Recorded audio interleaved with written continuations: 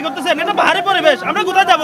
ও পাহাড় থেকে ইট মারছে যে ইট ডাইরেক্ট সরাসরি এসে গ্লাস ভাঙি আমার হাত পাড়ায় পুরো আমার হাত কাটে গেছে আর হাত অবশ হয়ে গেছে। আমি ওই এখানে অভিযানের কাজে আসছিলাম, ওখানে আসাতে ওই সামনে গাড়ি ছিল, গাড়ি ওগুলা সরাই দিছি, তারপরে ইট পার্কেল ওগুলা ফেলছে, উপরে থেকে ইট মারছে, ইট মারে ইয়ে করছে আর কি, আমার গ্লাস সামনের গ্লাস ভেঙে আমার হাতে পড়ছে ইট ডাইরেক্ট সরাসরি। প্রথম ছিলাম গাড়ির, প্রথম ছিলাম মানে আমি হাঁটতে পারি নাই, এরা পাথর করছে, আমি আমার গাড়িও নষ্ট করছে, আমার গাড়ি আহত করছে, আমি হাঁটতে পারি নাই, আমি ফলাইতেই পারি নাই।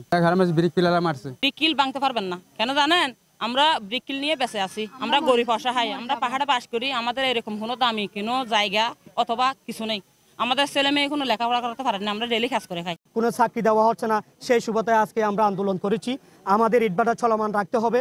এই ইটভাটা চলমানের জন্য আমরা এই আন্দোলন, শ্রমিক জনতা সবাই এখানে উপস্থিত।